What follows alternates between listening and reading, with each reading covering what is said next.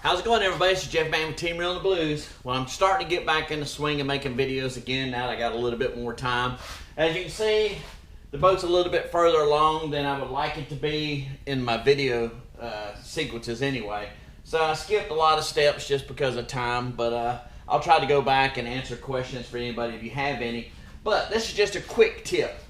You know, on a lot of these boats, they have a ring around this to keep you where your wire connections and everything come through. Usually there's like a plastic ring, and sometimes there's like a little plastic or a hard rubber boot that goes right here and you have to feed everything through. Well, let me show you a secret that I learned years ago, especially on my other boat. I do a lot of things on boats that I use the same stuff I use doing construction.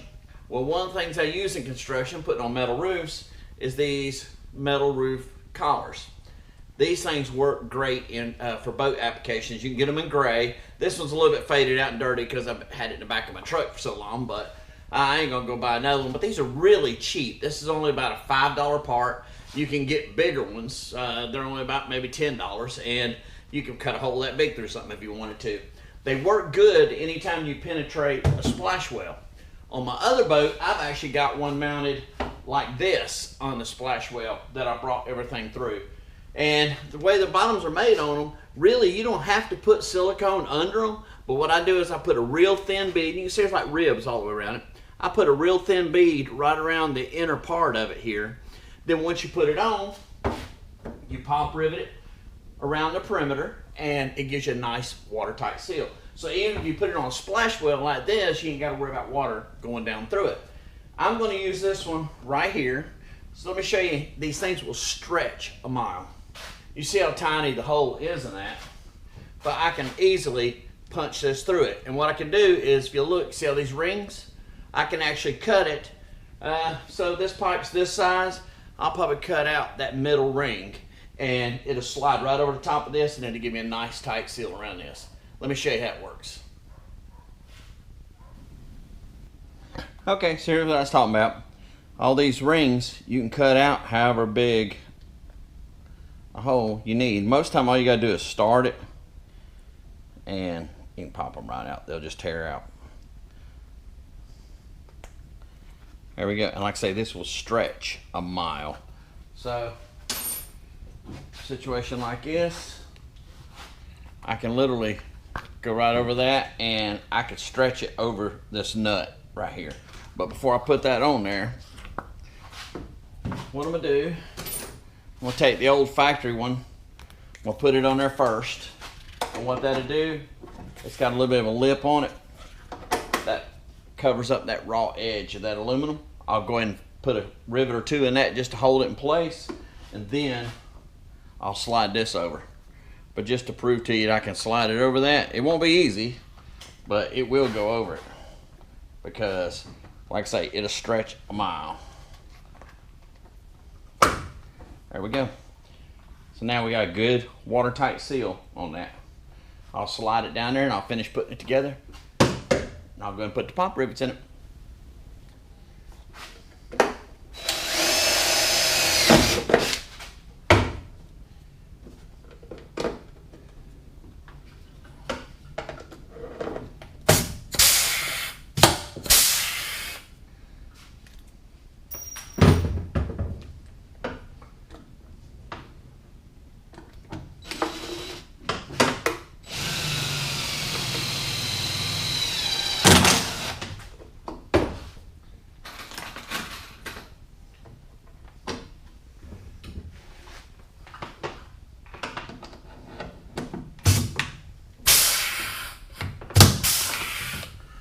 Alright, we got a little silicone around the rim of it, like what I was talking about. And like I say, this one's bent up just because it's been in my truck, but it's mine, it's my boat, I don't really care much about it.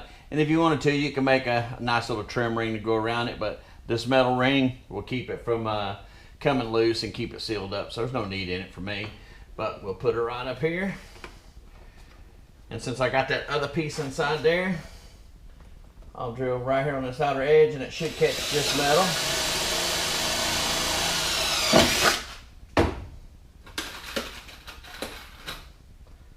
Pop one in there.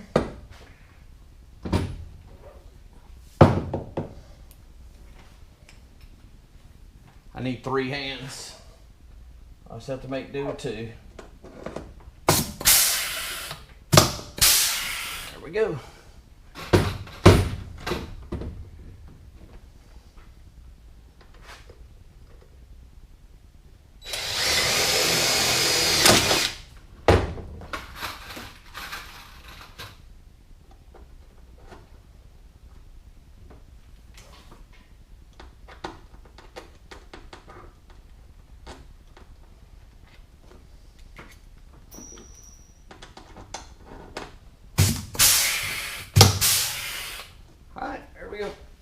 I'll go ahead and put them about 1 in between every one of them, and I'll go all the way around it, and we'll look at the finished product when I'm finished.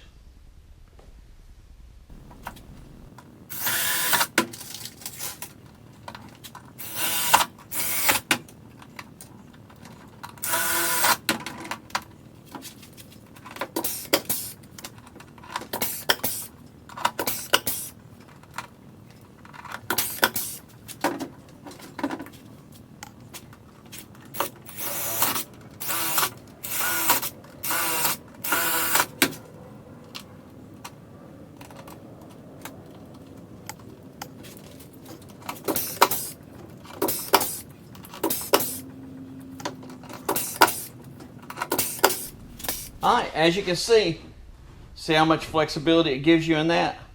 And this right here gives you a tight, watertight seal. And if you look, I know it may be hard to see, but you can see where that rubber has actually squeezed out around the edges of this as I was putting it on. And like I say, I could have used one that wasn't all bent up, but to me, I think it looks pretty good. There we go. That was really simple. And like I say, that part right there was about $5, maybe $6. And you can get several sizes. You can even get it in several different colors, which makes it nice. But just go to any place that says metal roofing. Lowe's and places like that, maybe be able to order it. But a place that sells metal roofing, most of the time they have those in stock. And like I say, they even make one that's even smaller. So if you had you added a new transducer and you didn't have enough room in here, you could actually drill another hole, put another one where you bring in your transducer out through your Splashwell. They work good if you have a self-bailing boat, like up underneath the console where cables and wires come up through the floor. You can slide that boot over it, and you can see it stands up about that high. So you can get one of the big ones, screw it to the floor, seal it down, and the boot would be sticking up about that high, nice and flexible. You don't have to worry about damaging your wires. As always, I appreciate you watching. If you have any questions or comments, feel free to leave them. If you're not a subscriber, please consider subbing. Hopefully I'll be able to get a lot more videos on now. Thank you for watching.